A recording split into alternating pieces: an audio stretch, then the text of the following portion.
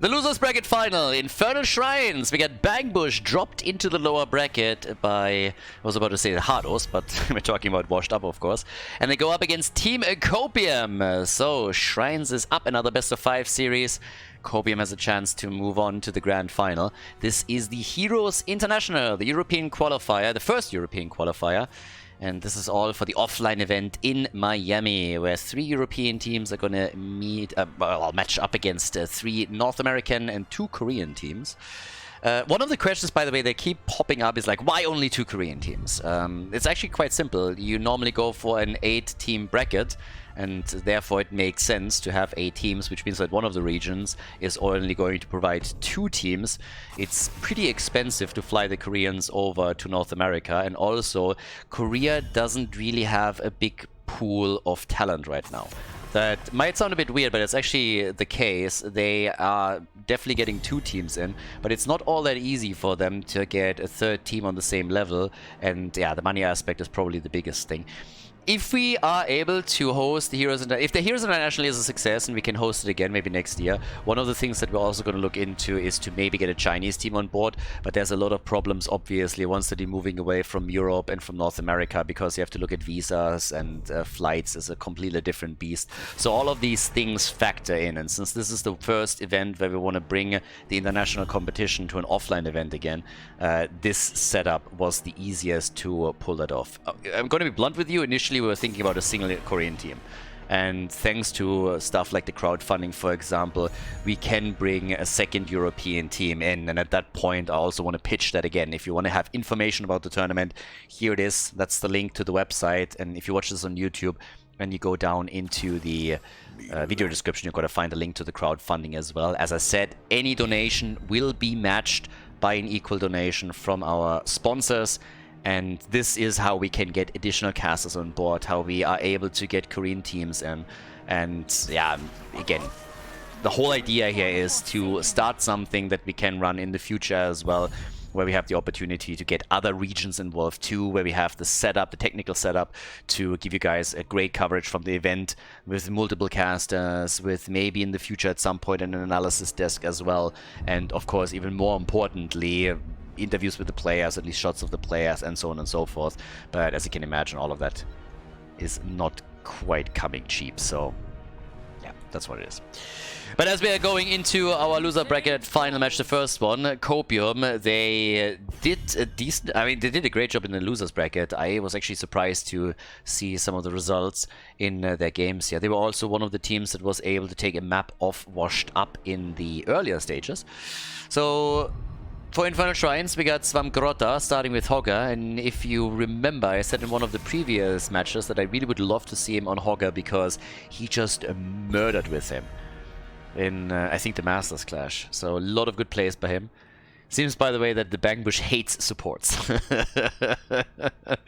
Lucio, Brightwing, and Rhaegar all banned out, whereas Team Copium got rid of Sergeant Hammer. And, well, Junkrat first and foremost. Blaze and Jojo for the front line.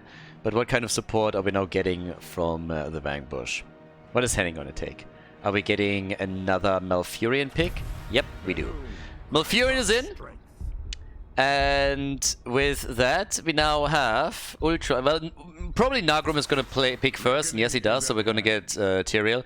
But the bigger question would then be what exactly Ultralisk is going to take towards the end. He could again go for that Carrigan. Maiev is up. Just noting that now. So yeah, Maiev is up. Has been banned consistently against him earlier. But, well, let's see. Gavlo and Gippe. Gippe is a great name, by the way. You add an R into the mix and it means Grippe, which is German for flu. And he is like a virus because he picks Anduin, and we all know that Anduin is like a virus. It's also a bit of a crybaby. Where's my mommy? I hate that guy. Great character, great hero, great abilities, but boy, I hate that lore. So, Ultralisk, Maiev gets picked, as already more or less expected. Tychus for Odin, and that sets us up for the first map of the best of 5. Infernal Shrines, everybody! Bangbush against Team Copium. Map number 1, it's Infernal Shrines. On the left side, we have Henning on Malfurion. We got Ultralisk on Maiev, Skog on Sylvanas, Svamgrota and Hogga, and Nagrom is playing Tyrael. To the right side of the map, Team Copium, they're rocking Meneldo on Blaze, Nano on Hanzo, Gaflo on Tychus. We got Gippe on Anduin, and Simply on Johanna. Okay. Let's get this show on the road. Which team is going to drop out of the tournament and will have come back to try again? And which team is going to be able to go straight to the grand final, face off against Washed Up, and have a chance to get those tickets for Miami? Yep. Yeah, it's going to be awesome. I mean, it's going to be great.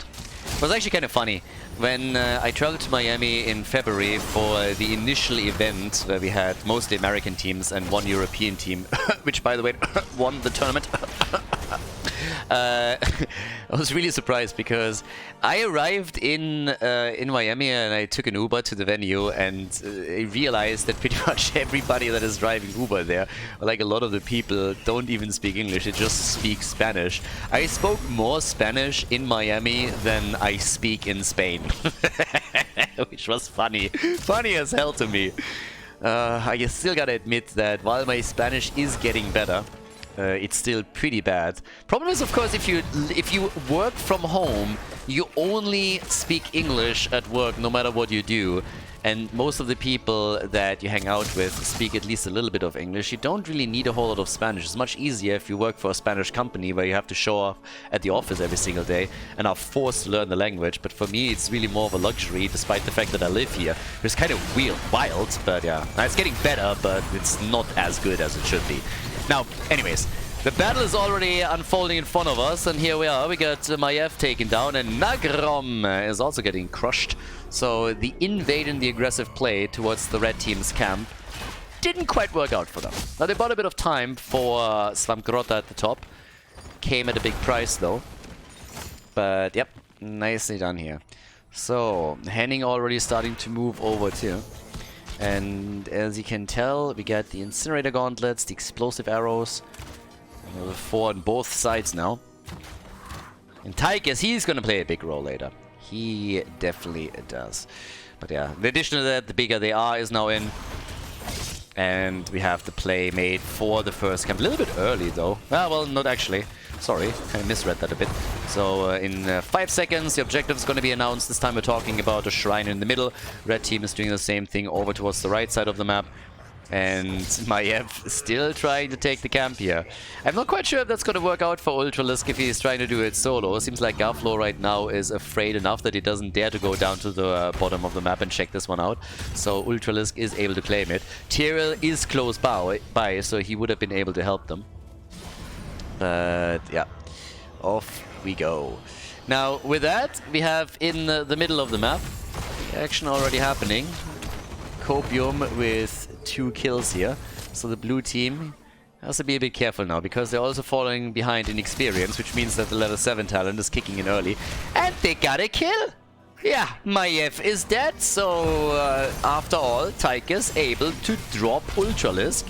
And that means that we're looking at 3 kills to 0, and Team Copium, ladies and gentlemen, is coping very well in the first game. Now, don't forget, they were also one of the teams that was able to take a map against Washed Up. So this could become interesting very quickly, since this is 100% going to be a Punisher in favor of Team Copium. With that early level 7, yeah, there's just no way for them to do anything about that. So this one is going to get claimed, 100%. They're even waiting it out. What are they waiting for? They're trying to push us out of the bot lane a little bit, I understand that, but what exactly are they waiting for before they're locking in the Punisher here? They're not gonna get level 10, that's not happening. Just dealing with the minion waves a bit, I suppose, but there's very little that they can do here. Mana's fine for most of them.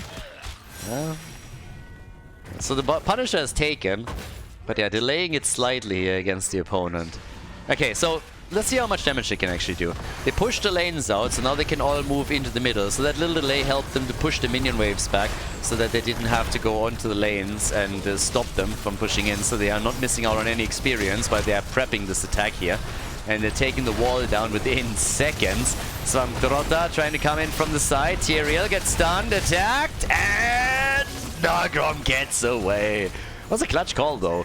That Punisher nearly dropped him with some of those attacks. Did not quite happen. And instead it's now Blaze that dies. So Blaze down. And seems like Anduin is also going to fall. Anduin is doing what he does best. He's running away. But he might not be able to escape this. So yes, they drop him. Trying to use the French defense here did not work out for our Sunny Boy. Now we got 3 kills to 2 as the blue team is slowly bringing this back. They might not have gotten the objective, but they pulled ahead in experience. And they also did some structural damage. And they're even doing more at the bottom of the map with Sylvanas disabling structures. So looking good. Looking very good for them right now. But at this point, we're having Nano trying to defend, not for long, because level 10 abilities are now ready for the Bang Bush, and they are just using that to the maximum. Going straight for the bot lane with Sylvanas, looking for kills. Nano gets caught. They shouldn't have tried to defend this one. Tranquility being used. Nano's just running. Buying time on the other hand. They're gonna get level 10. The problem is that the shockwave from Hogger is dropping Hanzo. And now the full 5-man is unleashed onto the bot lane with Anduin desperately trying to keep them alive somehow. Svamgrota made it out of the fight. They still were able to save that fort. I gotta admit that I'm a bit impressed that they were able to hold this one. We get the meme strike for Hanzo. Anduin? Is he gonna go for the word? He could go for the word now. It's a big word. It starts with S. Salvation. It's a tremendous word, but he doesn't. He doesn't. It's sad. Very sad. But he goes for the light bulb. He had an opportunity. He didn't take it. I don't like players that don't go for the word. No bubble, no word. It's unfortunate. Anduin, you let us down. We had a meme opportunity and you didn't take it. Oh, what a tether. What a cage. The sanctification being used to. The kill, the double kill. Hanzo and Anduin both dead. And now they're trying to go for another one. Gavlo, he's being chased away here too. And their Ken body block him even further. Ultralisk is a bit low and has to be careful. I don't think they can take him. But boy, oh boy, do they wreck this now. They went for the bottom fort, nearly took it down too. And yeah, it's kind of bonkers. I mean, check this one out. So he came in. Look at that tether and that cage. This is one of the reasons why Washed Up time and time again banned Maiev against Ultralisk. Exactly that. Even if he doesn't get the kills himself, he just preps them. And this is now 5 kills to 4, half a level lead. It's just crazy. So yeah.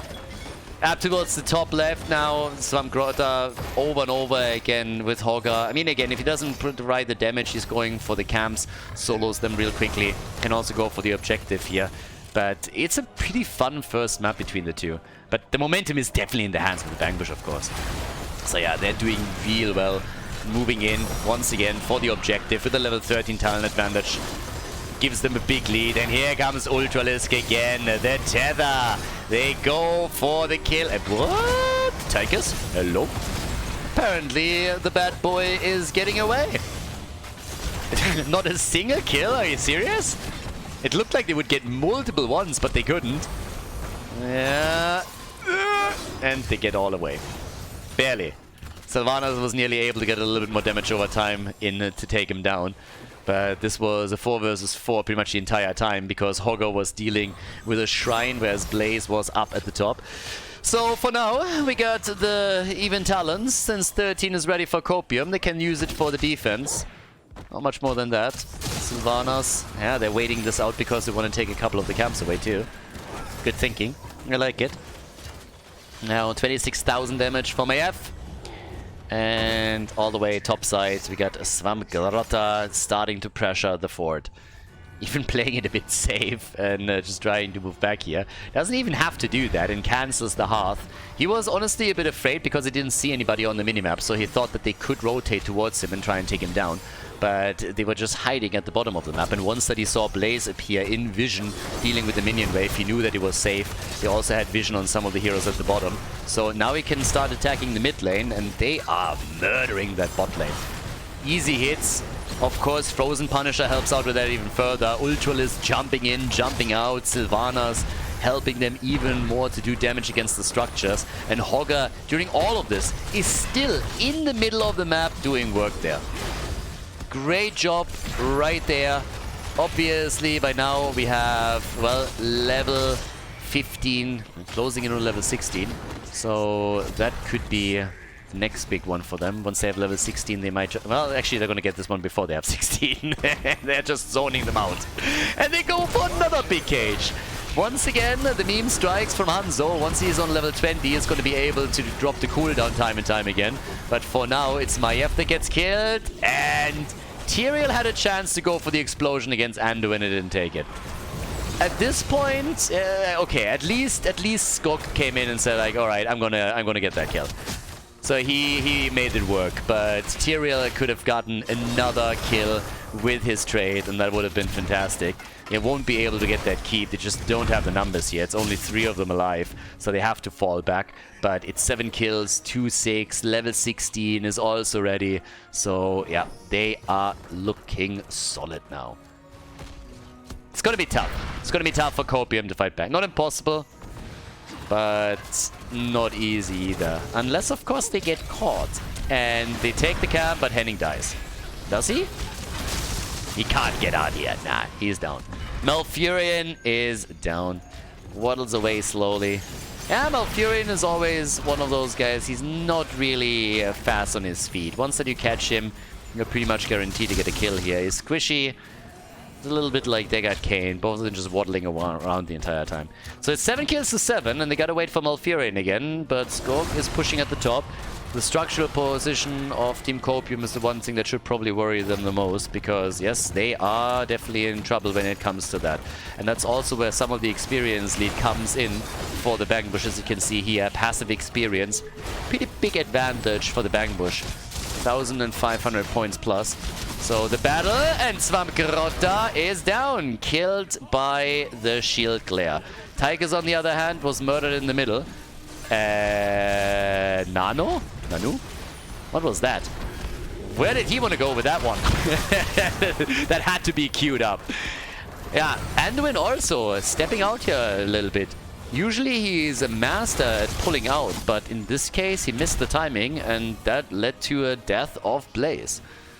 So, well, that was a bit unfortunate. If he could have saved the side laner, it would have been great, but nope, not so much. 9 kills to 9. Exactly. So it's pretty even on experience. I mean, experience is, they're still elite there, but they have the same level more or less. There's no talent advantage. It's 9 kills to 9. It's really structures that are the biggest problem. And in the mid lane, this is easily visualized. If you just check this one out, only one team with a fountain and a fort. So that makes it very, very tricky to win that fight if your opponent can easily just move back and tap quickly for mana, for hit points, and then re-engage. So, yeah. Once more, they go for Tyrael. Run! Does he? No, he's not getting out. I guess he could have tried to sank up there, but not so much. So now it's a 5 versus 4. They wanted to go for Anduin here again for just a moment, but Tranquility gets used. They're trying to keep everyone alive while they're still fighting for the objective. But this is Team Copium starting to take a big stance here. Yeah, they're putting their foot down on this one. 10 kills to 9, as they are now trying to make a play. Oh, yes, there's the follow-up kill. They get another one. Easy. They drop Sylvanas, 11 kills to 9, but the blue team still takes the Punisher. So despite the fact that Copium gets multiple kills in that team fight, they are not able to lock the objective in. And now Garflo is caught on the wrong side of the map, gets tethered again and murdered. And the same is also going to be true for Hanzo. As no... Okay, there's a chance that he gets away. Thanks to Anduin. But it's not over yet. They still want him. Yep, pork, and goodbye. Hanzo is down. Hanzo is dead. They're moving into the mid lane. Top side, the 2 camps. That Punisher seems a little bit lost there for just a second. They can't even bait it properly over the wall because the jump already got triggered. So this is going to do a lot more damage than it should do. But that keep is, of course, gonna be in real trouble. And the same is also true of the bottom keep if they're rotating in for it. The good news for Copium is that Sylvanas at least died during the big battle, so, or had to go back. So in this case, she's not with the team right now, but the level 20 talent for them is going to give them a big advantage that they are definitely going to use here. And with Sanctification up, they could also try to go for the core, which they're not doing. Instead, they are going for the second keep. So it's a double keep play that we are seeing from them. 50,000 damage for Maiev. She's top damage. Again, there's a reason why Maiev gets banned against him. There's an absolute reason for this. So, one level lead, level 20 talents, and they can still take all of the camps now. Up until the point where Team Copium is level 20, they won't be able to cope with this. They will have to just sit tight and, yeah, give up the camps. Was a bit hesitant for a second because I saw Nagrom moving into the middle of the map, and I was like, unless, of course, somebody is running it down mid lane and ints. Which hasn't quite happened. But Nagrom is just playing a lot around the mobility that he has here. So all of the camps pretty much taken. And yeah, what do you go for at this point? I mean, you can only try and go for a team fight, force it, and then go for core. At the top, even the fort is still standing. But the next objective is at the bottom of the map, so you can also wait it out for that. They go already for Jojo. Meme Strike out again. He's so close to 20. The cooldown reduction would mean a lot for Nano. It's a pretty good ult if you can get to 20. It's obviously one of those weird ifs. I mean, you can get value out of it even before that, but on level 20, it becomes incredibly strong because it can throw 3 to 4 out in a big team fight. But, yep. Poking against the core slowly. But level 20 is about to be ready. So the heavy siege that we saw for just a moment from Bangbush is going to be shut down here. So yeah, Tyrael jumping out. There's level 20. Now we got the cooldown reduction. Fortified bunker. Also the big red button. There's a couple of real big upgrades for Team Copium available now. And that could change the outcome of those fights. Now let's not forget that the Bangbush hasn't lost a single fort yet. Not one. So there's catapult pressure on every single lane. You don't even have to simply win the next battle. You can also focus a bit more onto the macro play and hope for the Winions to decide the game in your favor. Wailing Arrow out. They're trying to make a move for Jojo as she's moving away here. So far not working. First Meme Strike is out. Sanctification is being used and they're all in the choke point. And Tyrael with the light bomb has jumped out just before it connected, but they are... No, they can't get him. What? Tychus is still alive. Meneldor gets tethered but moves out, and that's the second ult in this team fight by Hanzo. So yeah, these ults are gonna play a big role for the upcoming battle around the bot lane. But again, there's catapults already marching towards the core. In the mid lane, the lane is pushed out. They gotta take these out too. So time is definitely working against them as they're trying to make a play for the next Punisher. And they have to win this one. So there's no other way. You gotta win this one. And it's not impossible for them, but it's a matter of time. The top lane is not a problem for you, but the mid lane, they gotta be concerned here. So taking this catapult down already, that would be fairly important. Nice use of the choke point to at least zone them out a little bit, but he can also reduce... Like, look at this, he has the ult back up already. They go for the big red button, they know that they have to go for the objective here. Meneldor low, but he's saved, and another ult by Hanzo. So yes, this battle isn't over. Bot lane might become a concern. Mid lane, 2 catapults on the move. But this is the big one. Here you have a chance. Win the team fight, take the objective, and you have a chance to slowly bring it back. Meneldor low, bunkers up. Hanzo, another ult close for him.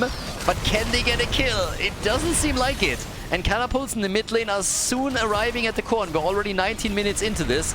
This one is not going anywhere, so Nano definitely needing glasses. A bit late on this. So the problem with these delays that you have on some of these ults, they're really becoming problematic.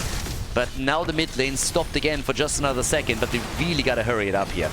27 seconds for Hanzo, cooldown reduction absolutely important, but they lose the Punisher. They didn't commit early enough to this, and now with the Punisher taken, this should be game. It's nearly impossible to turn this around, especially now that Jojo is dead. Tychus is gone. They're going for Hanzo once more. Horga with a pocket attempt, can't quite make it work. Blaze is eliminated, and Swamgrota nearly gets the kill. Well, scratch and nearly. He actually drops him, and now the only survivor is Anduin, and he's not gonna make it. He's dying too. Anduin is gone. 5-man team wipe. As we have a victory for the Bangbush in game number 1 against Team Copium. 16 kills, 2-11 as they drop the core here on Infernal Shrines and take the lead in the best of 5 series in the loser bracket. GG, well played.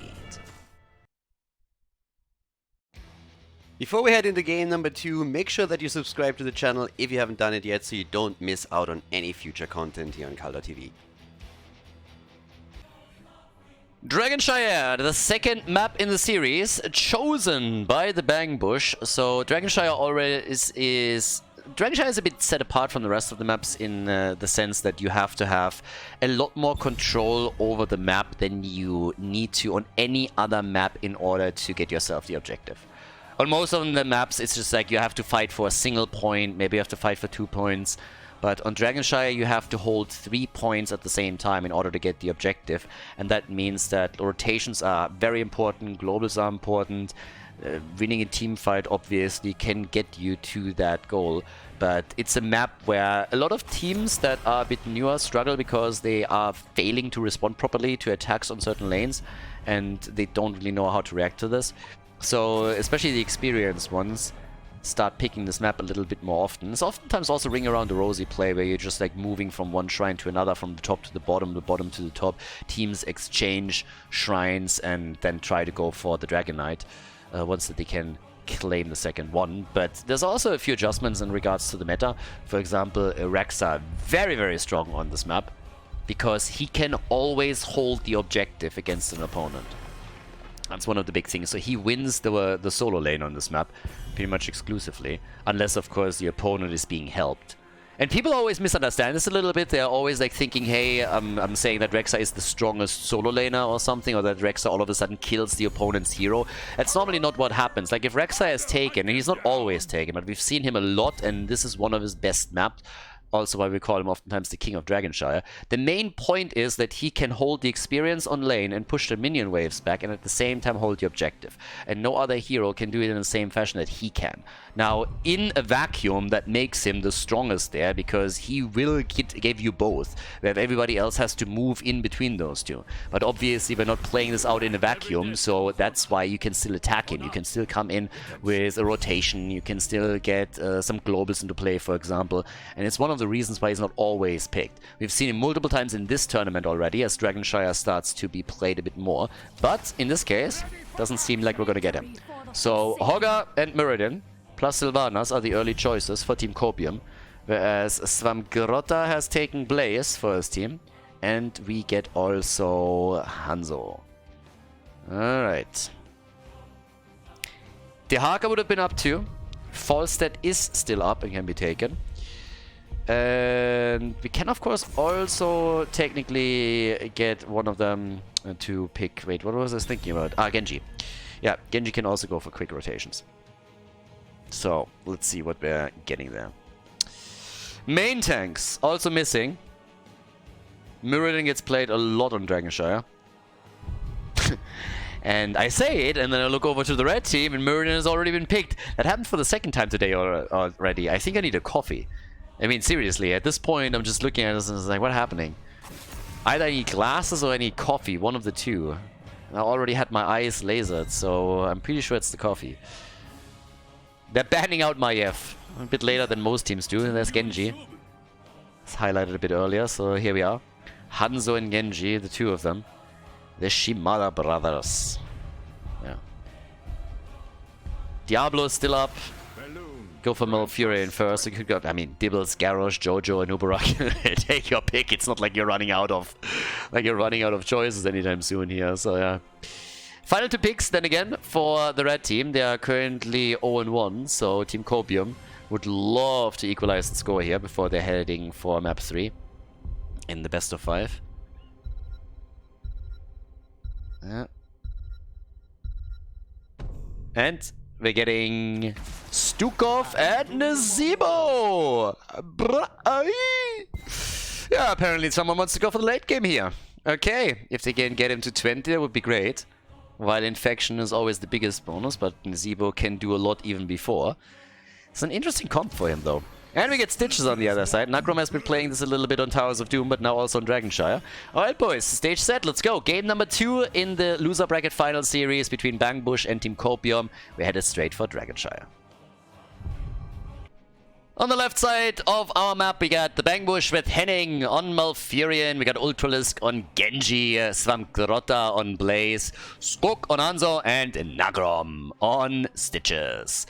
And over to the right side of the map, we got Meneldo with Hogger, Gavlo on Sylvanas, Nano on Nezebo. Mirroring gets played very simply, and we got Gippe on Stukov. So, stage set, let's go everybody. Game number 2 between Team Copium and the Bangbush. And let's see which team is gonna take it here. First and foremost, of course, we have our first Nezebo. And Nezebo is always a bit of an interesting character, because it gets played with the Toads here. Oftentimes Nezebo, like the thought behind Nezebo in a lot of games, not in all of them, but oftentimes it is to get to level 20 and to get to the Vile Infection, because if you stack properly and you complete the quest, then you can do enormous damage in the later stages of the game. And this is something that entire strategies have been built around, where you try to play him on maps that usually last very long. And, well, for now, they already get an early game kill, so that would help them with that little endeavor. And actually, as I say it, I'm lying, because they're losing 3. Like, red, blue... Yeah, I'm telling you, boys, I need coffee today. So 3 kills already against Team Copium, so that doesn't definitely not help them to prolong that game. And one of those kills against Nezebo, which makes matters worse, because it means that his stacking is being slowed down. But Ultralisk is showcasing that he's not only good on Maiev, but he can also take people down with Genji. I mean, this is ridiculous. Might die though. Nope. Jumps out. But yeah, a little play here by him. So if you have a look at that, first he gets the kill against Hogger, and then after that, once more Genji just saying like, hello boys, how you doing? Bam! Triple kill for Ultralisk, and that is just a spectacular lead on this map. So we've been talking a little bit on Nezebo earlier and about how you could always try, you know, to get to the late game to the Vile Infection. If you go for a Toad build, that means that you're getting a lot of siege damage out. So technically you can try and take any structure down if you go towards them. I mean, Toads on structures in general will really help you to raise them pretty quickly. So if that's the idea here, to go for a bit of lane pressure, that might work for them. But generally that early game was disastrous. Losing 3 heroes that quickly.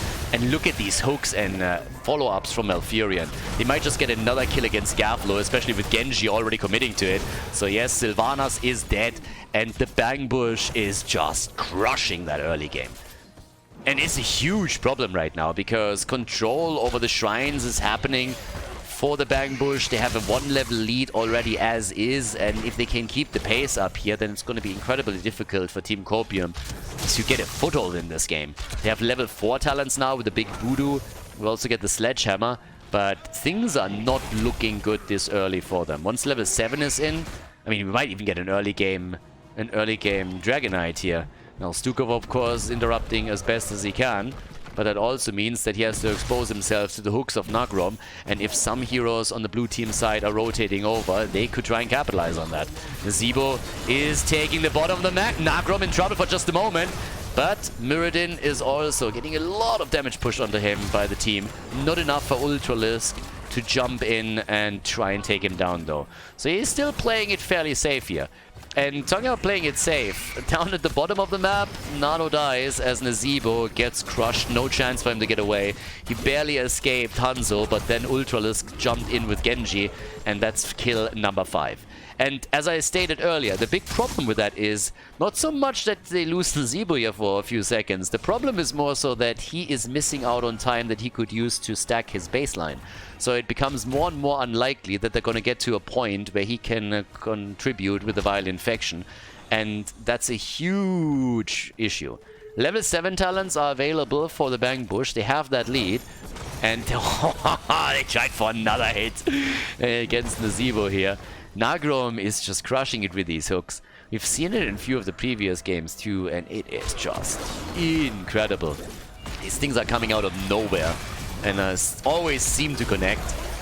Now, normally, as I said before, it's Towers of Doom where they played. Currently, a few of them are a bit short, but once he has level 13, that's of course going to change.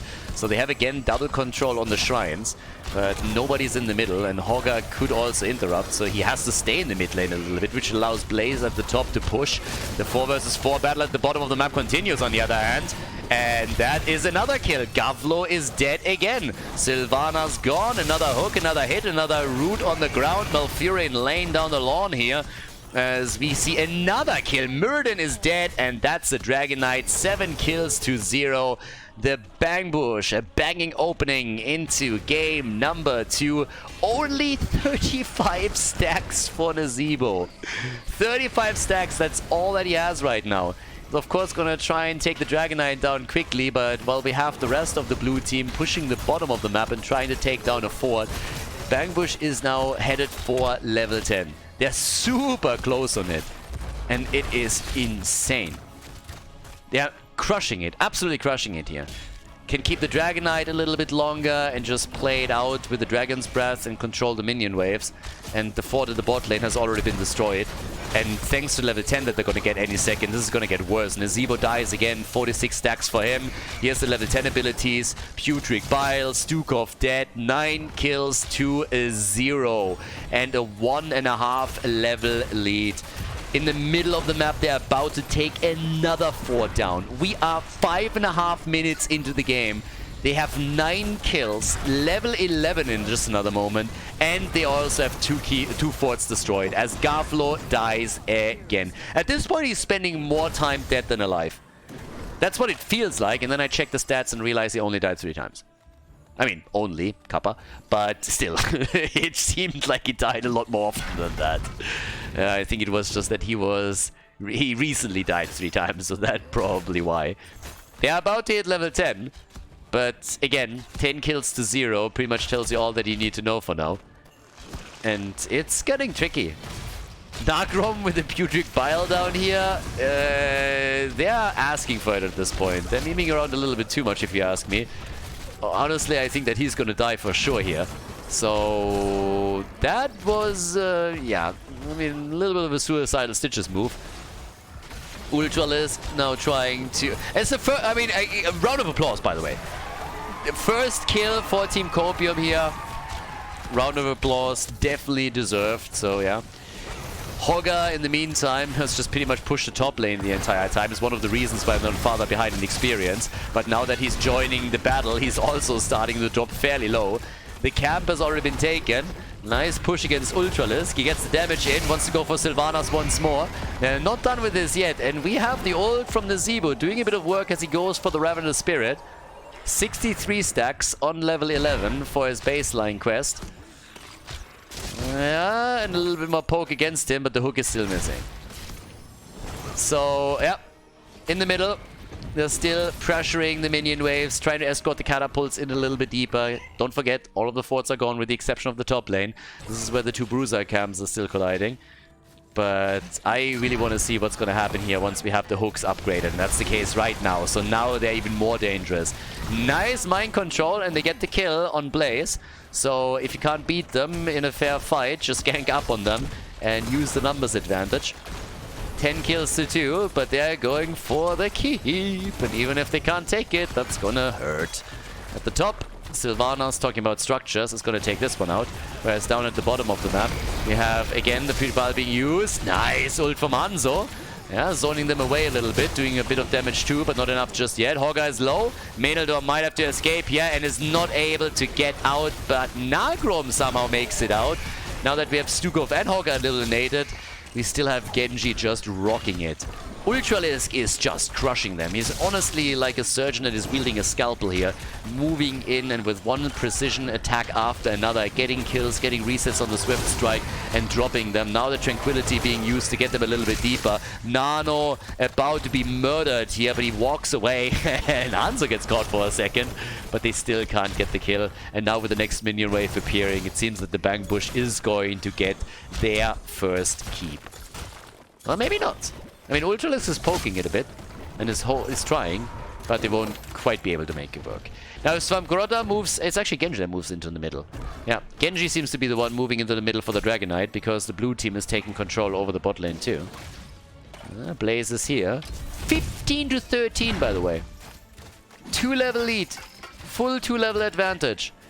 Now, 78 stacks for the time being for Team Copium. Nazeebo is having a tough time here. It's not even done with his level 1 quest for the Toads yet. Follows up with the level 13 talent too. So we got the Guardian Toads for him right now as another mercenary camp is on its way through the bot lane, aiming for the keep that they already dropped super low. So if they just prevent them from rotating down there, this keep is gone 100%. And this is the most important lane on the map because of all of the mercenary camps that are moving in here. So yeah, this one's gone. With level 16, big hook! Big hook, nearly a kill. Got Ultralisk, had to X-strike out. Blaze is retaking at the top lane. And down here they're going for Gablo again and he dies once more. The hook! The hook! The root! They want more kills and they're about to get more kills. Stukov is dead again. The Admiral already demoted several times for bad behavior. Now we have also Nazeebo drop. That's 3 heroes down. And they could even go for a game. And they will. They have the Siege Giants here. They have Catapults here. The Dragon Knight is also coming. Blaze wasn't part of the battle, so he just took the objective. And the core is already falling. We're 10 minutes and 30 seconds into this one. Muradin gets a bit of an ass kicking as the Dragon Knight is trying out for the NFL, for the punting team. 16 kills to 2. Nakrom dies again. But this should be the end of it. They're going in with another kill by Ultralisk as... How many times did he die now? That's 5 deaths on Sylvanas. And the core is falling. They're having a bit of fun here. What a statement by the Bang Bush. They're taking the 2-0 lead in this best of 5. And Team Copium really needs to rethink their strategy if they want to have a chance to bring this back. GG.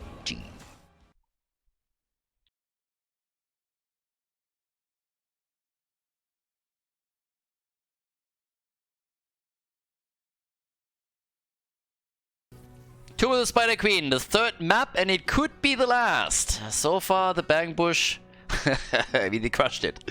They really did. A 2-0, and especially Dragonshire was a bit stompy, I gotta say. Team Copium looked a lot better on the first one, but as it stands now, this might be the last map in this first qualifier. Which would mean, I mean, if Bang Bush wins one of the upcoming match points that they have, they would move on to the grand final, another best of 5 series, where they play again against Washed Up. And whichever team then takes the grand final gets a ticket for Miami. So it's all about attending the big offline event again. There's $11,000 on the line for that. And it's going to be big, especially for the players that have never played in a... Now they're trolling. I don't really think that Nazeebo had an impact big enough that you need to ban him out here. So Swampgrotta seems to be having a little bit of fun with these bans. That's what we call a bullshit ban. So I don't buy for a second that they were really worried about Nazeebo being picked again, no matter what Nano had planned. So yeah, Nazeebo gets banned out. Still Maiev eliminated, which means that Lucio is at least up for now. So Lucio and Sergeant Hammer, 2 of the heroes that could still be addressed here. Team Copium has to, I mean, step it up big time if they want to have a chance. Now, what do you ban? They decided to ban Sergeant Hammer multiple times. But what's going to be next? Because I understand the Maiev ban. This is still Tomb of the Spider Queen, where Kerrigan could also be played, where you could still play, I would say Medivh, but probably doesn't play it as much as others. So now we got Sergeant Hammer eliminated. Lucio is technically up. And that's a hero that you normally don't really see a whole lot in Europe, because everybody is just trying to get rid of him. Way too impactful. And there he is. Right away. No hesitation. It's not quite true. They hesitate for a second. But yeah. We got Lucio in the house. Honestly, Blizzard is always selling so much crap and merch. I am surprised that they never sold Lucio's sunglasses. I think those sunglasses would have sold. Pretty sure. Looks a little bit hipster, you know. Like, I don't know. Hogan plays! Okay, so triple frontline is what we're gonna get from Team Copium. Big front line and need a big single, well, solo damage dealer. Maybe a Vala ban, just to be on the safe side here. Leoric, a band. Oh, shall suffer. The man, as Hanzo gets taken to. Honor. Hanzo's always kind of fun to me. I really don't know why. But yeah, especially the voice lines that he's dropping there. As we don't get Brightwing, everything's Gucci. But yeah, what do you ban now? So we still got, they could ban out Ultralisk, they could deal with Nagrom. We this time don't have a follow-up on potential hooks, so I don't think that Stitches is going to be an issue. But we still have Muradin up for potential grab. We have the Diablo, obviously. You could go even for Nubarak as well. And yeah, there is the quick pick into Junkrat, or ban onto Junkrat, which perfectly makes sense too. Too many interrupts, too much to deal with. Tyrael gets banned, no Sanctification that could assist Blaze and Hogga, so with the heavy melee frontline, Sanctification is super impactful, and then you have also Blaze that can drop the bunker right afterwards, and it's really difficult to take the team down. The layered defense that you have for that is just always difficult to break through. But what are they going to pick? Sylvanas and Malfurion. Alright, so Sylvanas the only damage dealer. Well, the only range damage dealer. It's like one of the misconceptions that a lot of people have when they see only one range damage, they immediately jump to the conclusion that the team doesn't have any damage. But a lot of the side laners, they really pack a punch, especially if you adjust the talent build a little bit, as we've seen in the past. But this is something that's probably never going to die. There's always somebody that comments on it and is like, ah, they had no damage. And so I was like, well, we usually do. Ultralisk with Orphea. Coffin Girl is in the house. And we got Stitches after all. Alright, fair enough. So we get Stitches, can still hook him out. Lucio can boop them back in, I suppose, but we don't have a big stun afterwards. Gavlo, the last one to take a hero here, and again, this one is important. They need to win this one. They would take third place in the qualifier. I mean, the third place in the first qualifier pretty much guarantees you a slot in the last chance qualifier if you can't qualify in the second tournament. But obviously, in an ideal world, you want to go a little bit deeper than that. Garrosh is the pick. Garrosh, Hogga, and Blaze at the front line. Ladies, let's go. Game number 3, first match point for the Bangbush. Third game, first match point. The Bangbush with a 2-0 lead in the losers bracket final. Henning on Lucio, Svamkarota on Leoric. We have Ultralisk on Orphea and Nagrom on Stitches with the Skok on Hanzo. On the right side of the map, Team Copium with Menaldor and Blaze. We got Nan on Sylvanas. Simply Garrosh, Gavlo on Hogga, and Gibbe is playing Malfurion. Team Copium, they did well in the tournament. They really did. They made it to the losers bracket final, so third place is guaranteed, even if they lose against the Bangbush, which is quite the accomplishment, to be honest. Not bad. They also took the Cats down. I believe it was a 2-0 victory. So not shabby, and they took a map of Washed Up. So a lot of accomplishments here, but if they don't win this one and go for the reverse sweep, then they are out of tournament and number 1. As I already said, them doing this well would at least guarantee that they are likely going to make it to the last chance qualifier. So that's definitely good, because you only need one ticket to Miami for the team. So we're already going for the attack here. Ultralisk again, he went for Coffin Girl this time with the Ancestral Strength that is taken on level 1. We got the Austin's Renewal for Leoric. Solo laner, obviously going to get a lot of those gems. And let's see if they can get some early kills in again. They have a pretty heavy front line against them. It's a lot of damage dealers, and they get the first kill as well. Coffin Girl is down. So Ultralisk gets eliminated at the start of the game. Obviously can clap a lot of those melees when they start stacking up, but if they get the drop on Orphea, then she is gonna drop. Yeah, down to the bottom of the map. Svamgrota and Menaldor, here we go. I'm still a little bit amused by Blizzard, you know, like bringing in these the Nexus lore, the Nexus characters, because as we all know, that's what we really needed, right? That's the one thing that would make the game big. The Nexus lore. Give the Dragonite his voice lines back. That's the first thing that I want. They stole it. They betrayed the Dragonite. They did him dirty. So we got a bit of a push in the middle, and look at that, that's the second kill incoming. Team Copium, nice! Did a big dose of Copium in the break apparently, and it's doing wonders for them. Not only did they get the kill on Hanzo, they also drop Stitches, that's a triple kill, and they go for the quad kill. Ultral is dead again, he likes the Nexus, he's back already. So now we have 4 kills to 0, and Copium coming out swinging. That was pretty sexy. That's definitely something that the Bangbush didn't see coming here, I suppose. Yeah. Nicely done. Love it. It would be awesome if they start a bit of a reverse sweep. If we are going to game 5 with this one, that would be amazing. Alright, so for now, though, we have them with a lead, and that's nearly a level that they're running. And they're getting another kill, aren't they? Yes, Lucio is there too at the top. Can they at least get the counter kill? Yes! The big clap! As we have Orphea finally murdering one. They might get number 2, but Nano is jumping out. 5 kills to 1, so at least we got the Bangbush fighting back here and getting a kill. But I gotta say, that one, that is starting to get interesting. Definitely starting to get interesting, especially since Leo is now getting attacked too. 19 stacks for him.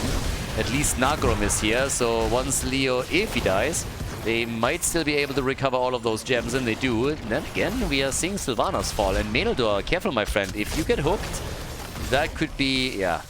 He didn't get... I mean, if he gets hooked and dies, and 28 gems don't get recovered, that would be a huge problem. Because the Bangbush is starting to stabilize a little bit in this game. They're still half a level behind. But in gems, it's all... they're 20 gems behind. Again, it's not nothing.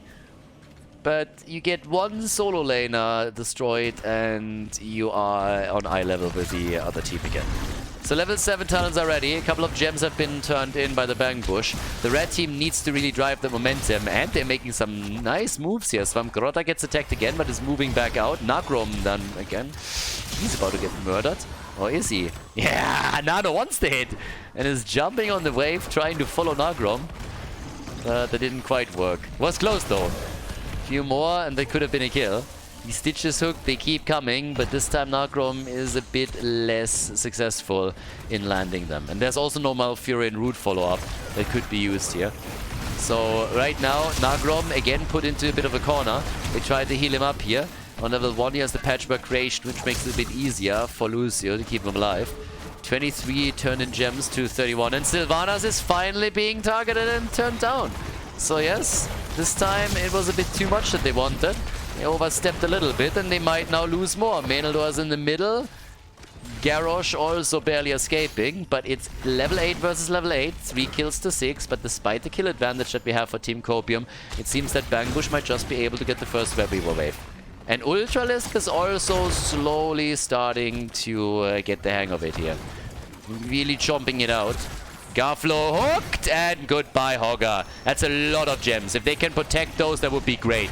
They go for Garrosh as he's trying to recover them, and Garrosh survives, and Nagrom as well. But how? Oh, nice. Sylvana's dead once more. This is actually getting a bit monstrous at the top. They are now getting one hit after another. They're even jumping in on Malfurion, or at least they're thinking about it. But it's kind of brutal when you're taking a look at how many times Sylvanas has now been murdered here. 3 deaths on her already. That's half of the deaths that the team had. And all of the advantages that we saw for Team Copium are pretty much gone at this point. The bot lane is still getting attacked as Leo is fighting it out against Blaze. And up here at the top, the fort is taking damage. They got level 10 abilities. They are half a level ahead of the opponent's team. And there's the ult, but it misses. The hook connected, but Nano was able to move out. We get the meme strike once again. And Nagrom is just flirting with death the entire time. He's super low, time and time again, but doesn't fall. Another hook, this time denied. But Leo still with some damage down here at the bottom, middle of the map. The fort is getting dropped. At least Orphea gets killed. So in kills, Team Copium is still ahead. And they get level 10 thanks to that particular play. But topside, another minion wave is now making it in. And that means that the fort is going to take damage. Probably not enough to take it, but it's eventually going to fall. It's way too low already. And even Leo at the bottom of the map did more damage than we initially saw there. So now all of the forts are in trouble. The one in the mid lane already destroyed. We got 68 gems in the hands of Team Copium. 5 versus 5 on the map. Both of the teams on pretty much identical experience. Svamgrota is trying to get rid of the 21 gems that he has there. But yeah, it's just nasty. It's honestly crazy how many times Garrosh and also Stitches survived with low HP. I mean, Garrosh was on single-digit hit points. Here comes the turn in, and that is the first Webweaver wave for them. No Gorge, so the hook only goes so far. No follow-up right now. But follow-up, Leo is also pressured, but he's still able to make it out. And of course the big thing for him is he still is holding all of these gems. So they can't afford to lose him. But up at the top, Bam Ophia. She takes the fort and can now also start dealing with the Webweaver. It's not going to stay too far out, but yeah, nice. Even with... Oh, no! Oh, it looked good for a second. Nice move with the high five on Hanzo, and he jumped away. If there was nobody on the other side of it, then maybe they even had a chance to make that work. But he jumped straight into another 3 heroes, and that was the end of him. So Hanzo down for the defense, and that's a problem. 8 kills to 5. Bunker already used. Yep, they are repaying them in kind. 2 forts are lost for the red team, but now they're at least destroying the one in the middle of the map. Leo at the bot lane. He pushed another minion wave out, so they could even go for that forward again. Not quite yet. Good flip, and goodbye, Nagrom. Yep, follow-up, strong enough for sure. Top lane gets attacked. Not so sure if they can really take that fort here, but Team Copium is at least going to damage it a little bit. Already the move by Hanzo, but they're zoning them completely. And Henning gets killed. Gavlo gets the drop on him. Saved by Garrosh. And Ultralisk is finding himself on the wrong end of that team fight. Even with Svamgrota trying to drop them here. And actually, they are doing tons of damage. Hogger is dead, so is Orphea, but they're pushing them into a corner, completely blocking their path of escape. Menador is about to go down. Guys, that's a shit ton of gems. That's a shit ton of gems in that corner, and they lost all of them. What was that, 50? I mean, at least 30. I don't know if some of them were at least collected, because we now have 45 on Malfurion, but that is just bonkers. Leo blocked them into the corner, and then they just crushed them one after another. The lead in experience, despite the fact that the red team has more kills. 49 gems in the hands of the Bang Bush. But yeah, what a game all of a sudden. Last map was an absolute stomp, and now it is just a back and forth battle between the two teams. I can't believe that they won that. It was pretty much a 2 versus 4 that we saw there. Level 14. Both teams at level at the 10-minute mark on level 14 now. 39 gems have been delivered. They got enough for the turn-in. Same is true for Team Copium. And everybody is starting to center their attention to the bot lane, where the camp is stolen by the blue team. Most of the work done by their opponent, and then they just take the siege giants, and it might just be the end of the bottom fort now. As the turn-in is about to happen, Leo still alive, Gavlo in trouble, and he gets saved. These Garrosh plays are solid. So Garrosh, time and time again, saving a couple of heroes here, gets caught by the Entomb, but it's not gonna have... Yeah, it's not gonna make a difference. Some of these Hanzo moves that we're seeing over and over again are just happening so late. Skork turns in, but they still need 5 more gems to make that work. The bottom fort has been destroyed by the siege giants though, so that is definitely a bit of a win. Gavlo gets attacked again. Ultralisk. Yeah, they go for Sylvanas first. So Sylvanas is down. More damage being done. Garrosh also in trouble. Might finally fall. Seems like Skok hasn't really paid attention in geometry class. The last couple of arrows that he shot out hit nothing. 10 kills to 11. We now have another hook, and they're always nibbling, but they're not catching lately. Yeah, Garrosh doesn't make it. Ultralisk shows no mercy and takes him down. The camp is now claimed. 11 kills to 11. We have level 16 versus level 15. Big lead in experience now. All of the forts gone. Still one standing for the blue team at the bottom of the map. But they are now going for those keeps. coming in once again with the damage. The first tower already down. You can really tell the Bangbush, they want to go back. They want to go to the grand final. They want to have revenge for what happened in the winner bracket final. They want to take it down, washed up, and get that ticket to Miami. And if they keep this up, then they might just be able to get to the grand final with a 3-0 victory over Team Copium. The red team has done well in the early game. They definitely did, and they were fighting back. They have 11 kills already, but they're losing ground. And now with the blue web weavers being unleashed again, there's a serious chance that a keep will fall. Now, level 16 is available for both teams now, which also gives us the Will of the Forsaken. But the bot lane gate has already been destroyed. Now they're taking the one in the mid lane apart too, just as the web weaver is arriving. So yes, damage will be done and is already being done at the bottom keep. They're pushing into the middle though. Hogga is dealing with the top. Another arrow from Hanzo trying to create a little bit of space and also time for the bottom lane web weaver. Big hook on Malfurion, and that's a kill. But they get the counter kill. Lucio's dead too, so is Sylvanas though. Death and decay everywhere. We have another double. Guys, it's a quad kill. They might go for the full 5-man wipe. Meneldo is rushing away here. Hanzo wants to get him, but the bottom keep is falling. They could go for the core here. They want to go for victory. In the middle of the map, the catapult is dishing out the pain on the keep. And now another hook, and Meneldo needs to get out of this. He holds 34 gems, but he also has to buy a bit of time for the team, and it's just not happening. The Bangbush is going to take this with a 3-0 victory. Team Copium takes 3rd place in the tournament as the blue team moves on to the grand final, where they will have a rematch against Washed Up.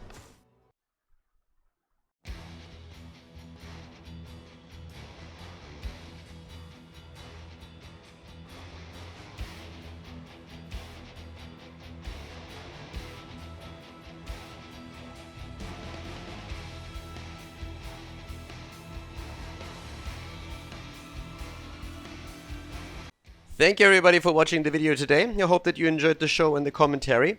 And keep in mind that the spoiler protection that is going to run for the rest of the video is made possible by all the support on patreon.com. So guys, if you want to support my work, if you want to help me start new projects and keep the spoiler protection in place, please consider heading over to patreon.com/Khaldor. There's also a link in the YouTube description, and check that out. Thanks in advance, and see you guys next time with more esports coverage here on Khaldor TV. Have a great day.